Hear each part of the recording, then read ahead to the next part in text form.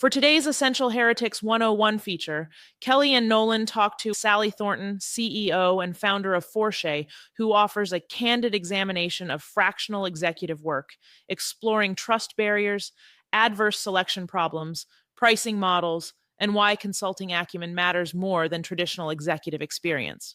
All right. Hey, everybody. How are you doing? Welcome to another session here of HR Heretics. Sally Thornton is joining us today, who's been a friend of mine for a long time. Sally's been in the game for, 26, 27 years in total, and has kind of done it all. Tons of HR leadership roles, advisory roles, board work, and has owned her own firm for almost 14 years. Fractional work, all sorts of exec search, org development, team building, kind of all of it. And we're stoked to have you today to talk about the ups and downs. So welcome. Thank you. It's a joy. All right. So Sally, like the way I pitch Forshay is you guys are doing interim placements and executive placements. Is that right? It is. We make great teams, executive search, we do interim, and then we make teams great. So that's kind of that team performance side. I mean, it sounds holistic and like airy-fairy, but it's actually like how you do great teams is you have to think about the whole team. What I found building Continuum is that every executive wants access to fractional opportunities. Yes. And yet there is, I would say, still significant resistance from the demand side, so from companies. And what we found with the demand side is there's like a big trust barrier to overcome if it's coming, like if the person's coming from a marketplace and not from a trusted intermediary. Yep. And that feels like a very antiquated view. Like, what have you guys learned about fractional and how is it working? So relational is what matters most. We are the VC without, VC money, right? So we're giving them the trusted source. And so when we give a client a slate of talent, I'll say, here's Kelly, here's John, here's, Jane, and here's the strengths of each. And this is how we know them. The reason I think we've stayed in business this long through 3 recessions is because we can give them more than one choice. So we're kind of like a mix between a marketplace where you were giving a lot of choice and just like, if the VC doesn't love that one person, that's like not a great search experience where it's like, do you like them or not? It's too binary. So we're kind of that middle place. So I think your point is right around relational and why we've survived, 3 downturns. In terms of mindset of the buyer, so companies want all in. When things were really hot post-COVID, they would take anything with a heartbeat, right? Was like in.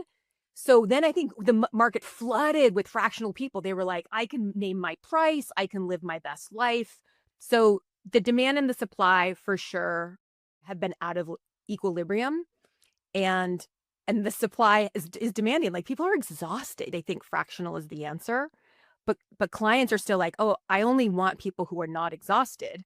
So therefore I want the all in. I think what I learned is that the TAM is a lot smaller than I expected.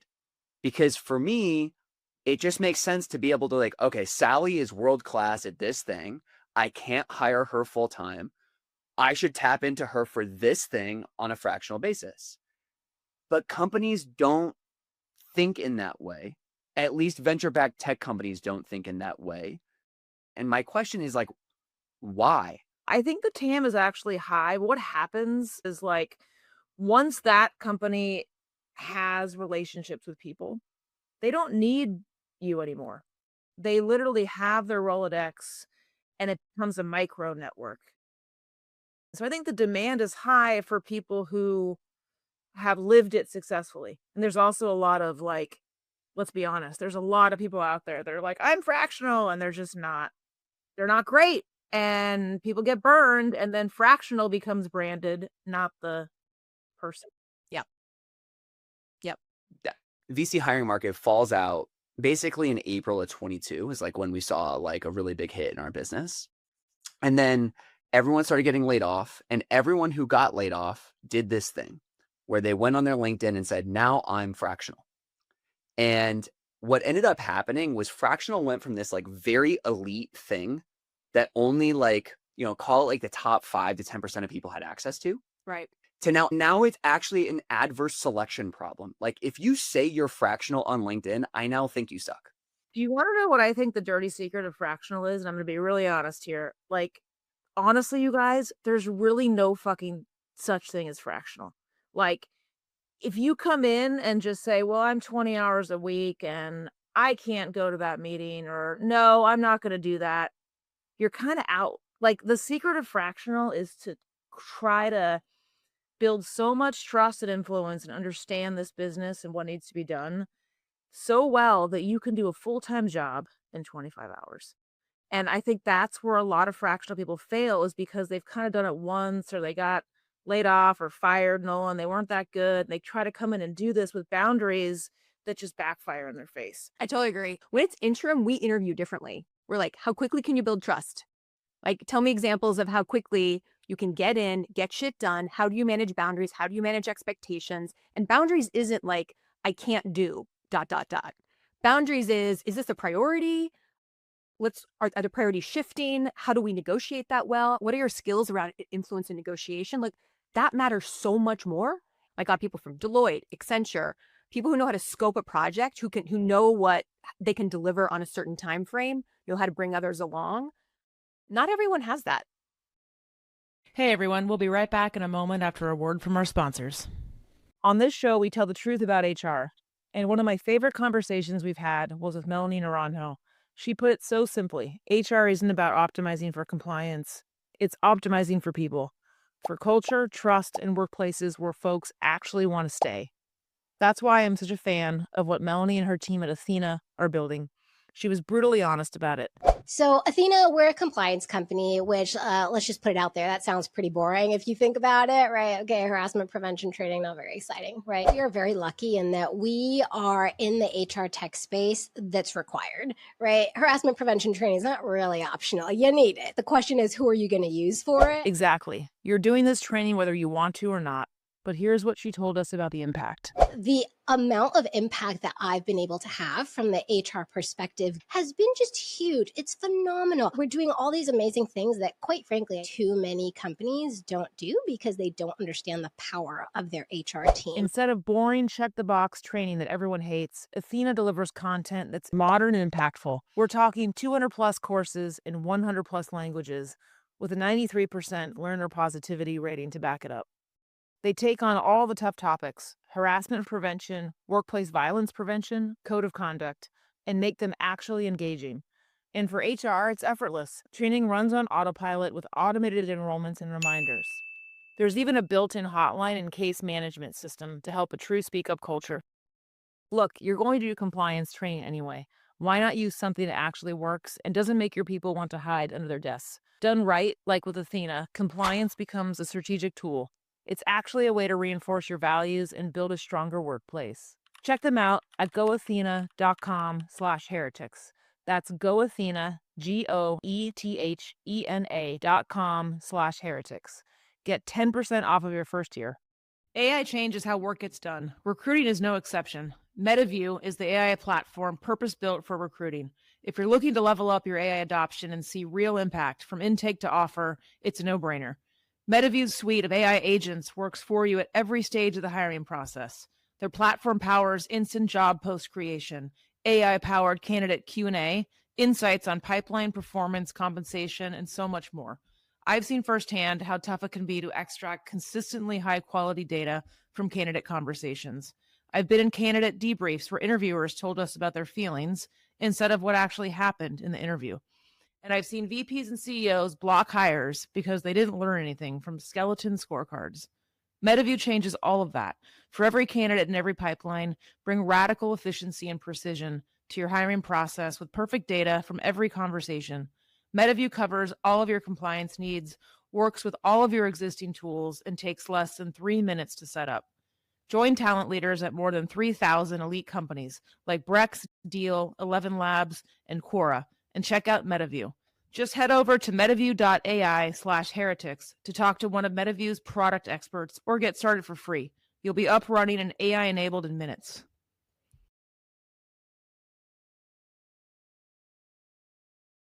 Who is primarily like the buyer that you're working with? So Certainly, if it's a smaller company, it's the CEO. If it's a mid-sized company, it can be the head of HR, whatever we call them. We also work with CFOs. We work with CMOs. So like, I don't really care what the title is. I just care, do you have a budget? Do you have a problem that we can quickly solve? And are you not an asshole? With early stage companies, they say like, because they can't hire well. So that's why they think about fractional, right? They don't have access to the talent pool. They're like, okay, like Kelly's only working 10 hours a week. I actually need 40. So I'm just going to try and squeeze 40 into 10 and like ruin Kelly's life. Then for the later stage companies, there's kind of like this issue with ego. So how do you overcome like those sorts of objections and issues? It's actually one of the reasons we've loved working with finance the last year. We don't have to explain how much money we are saving to a CFO. And with the chief people officer, we have to be like, remember that benefits load and remember bonuses and stock? Like you're not paying any of that. Finance people are better clients, to be honest. Okay, let's talk about the hourly rate for a second. So how do people price themselves and what do you find as effective strategies? So we have a transparent pay structure between our clients and our talent. It's 65-35. So our talent makes 65, we make 35. Some people genuinely think that's reverse. So we're paying taxes, we're paying all the insurances. So our actual, so gross margin of 35 is not much, right? It's like the app store because we're an employer. So our net margin is not very much. We don't go below $100 bill rate. So if they haven't done the work at all, I mean, it depends on their level. So if they're director level, I'll, usually $100 net. So, right. So they're making $100 an hour, but again, we're paying our side of the taxes. That's still a $200,000 job where they have the flexibility, the benefits, etc. Most directors will be okay in that. Some people want 150. CPOs will want, up to 300. We have some who can get as much as 400, but then they're not working very many hours. It's more advisory. So it goes back to like, are you advising or are you rolling up your sleeves and doing a lot of the work? And that's where a lot of the trade-off happens in rates. I just want to be clear because I'm used to like not getting benefits. Do you know what I mean? Not being W-2. So it's just a really important distinction I want to put on there. Like you all are offering those items, which are expensive, better tax treatment. The other thing we noticed is there's like a honeymoon phase for these engagements. And so, like first couple of weeks, like, oh, like, especially if you're smart executive and you get a quick win, right? Like you build trust early, like that shit's great. And then typically what happens is the company tries to like extract more out of the executive. How do you guys handle those things?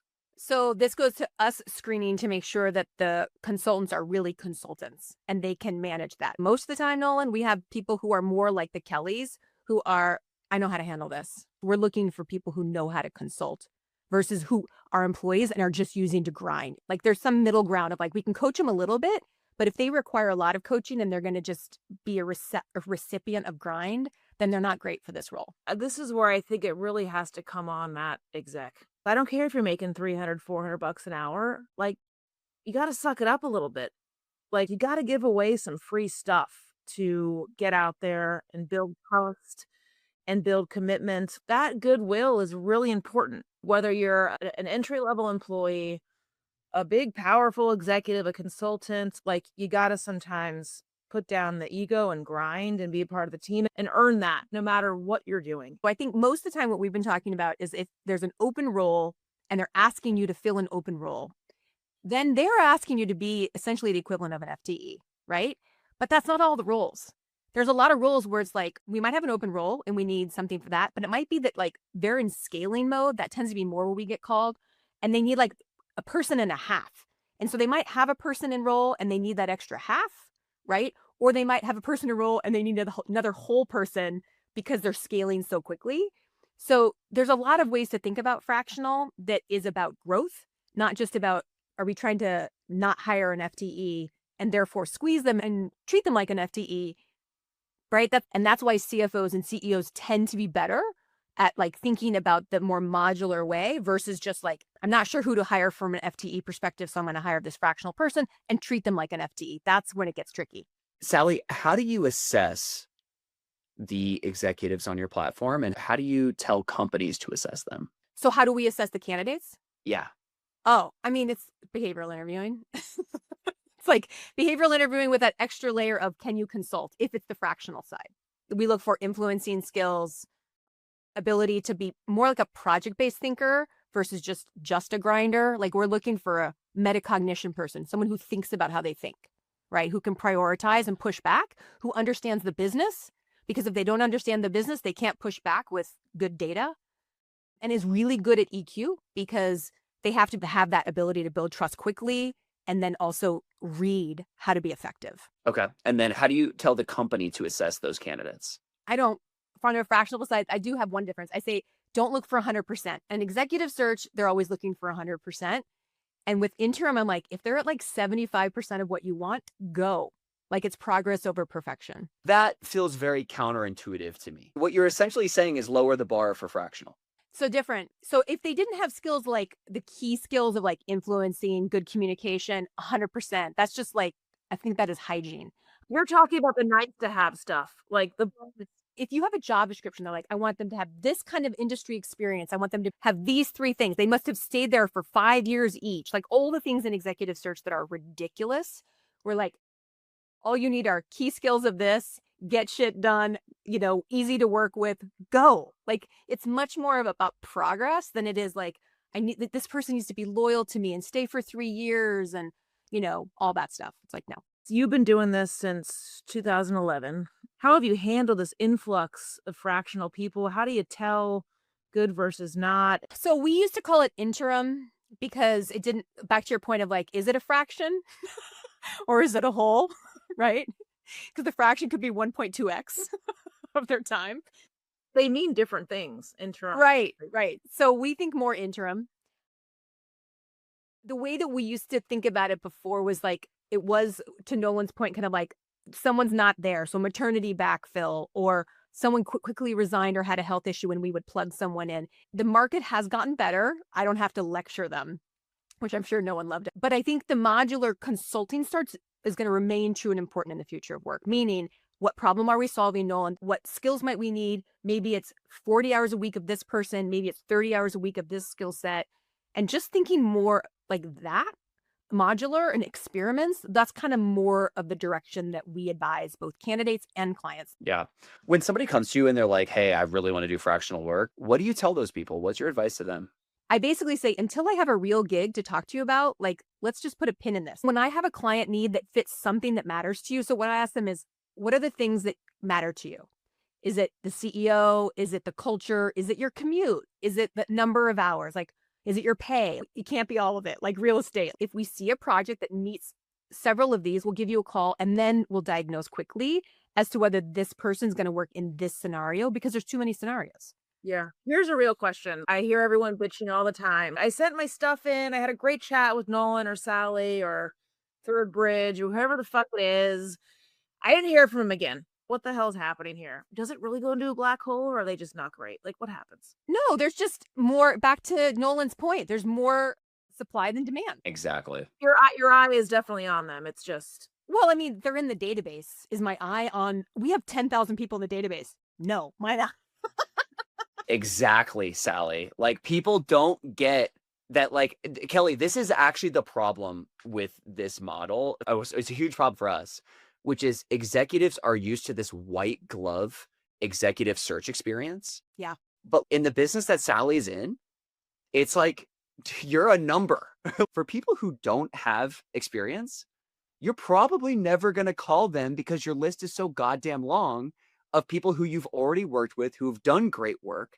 And so only if they're solving a very specific niche problem will you pick up the phone and call them. Isn't that the honest to God truth? Oh, yeah. And to Nolan's point, anyone who's already worked with us is always the first call. If they're busy or not the right fit, we go to the second rung. So it's like anything else, right? Like it's, you go with your trusted people first, and the people who come in, we need them because some of those other people have retired. They've made their FU money, you know, like it's a constant, like we care about getting new talent for sure, but we just can't meet with them all until we have a live project.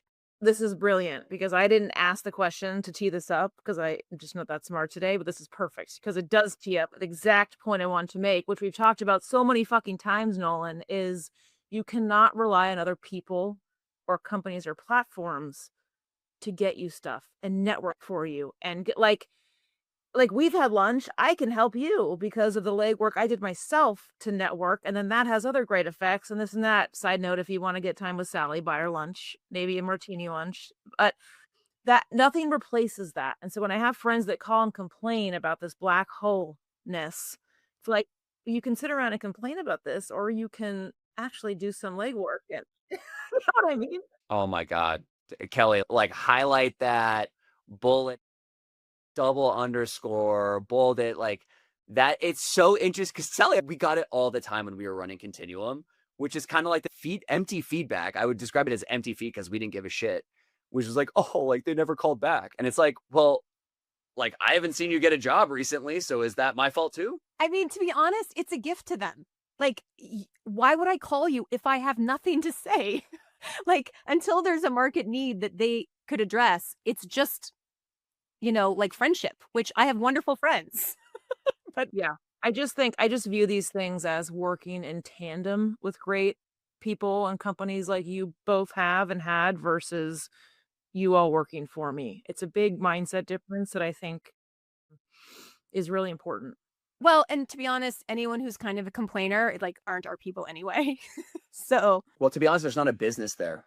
you have to have some resilience. Like this business, Andrea and my team, she's hilarious. She always talks about like people have got to like really be able to roll with it. I can't remember the term she uses, but like they have to have some spine, they have to have some resilience.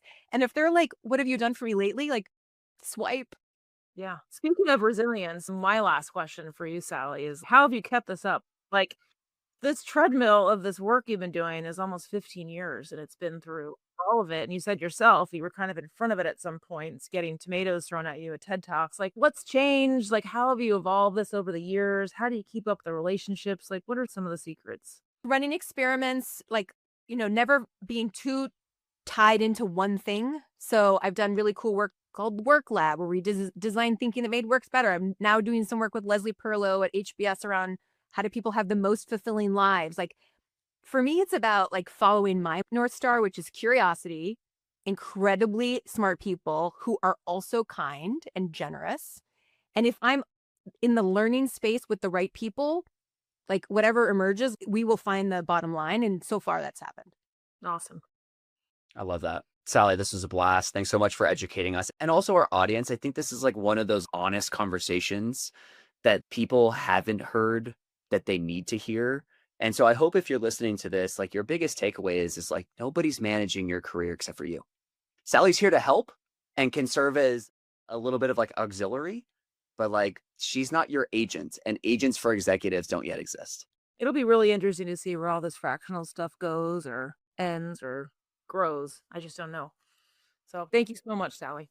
It was a joy. Anytime we can laugh together, I'm in. Same. Thanks, Sally. Bye, everyone. Thank you. HR Heretics is a podcast from Turpentine, the network behind Econ 102, Moment of Zen, and Turpentine VC. Subscribe, 5 stars, share it on Apple, YouTube, Spotify, anywhere you get your podcasts, all the things.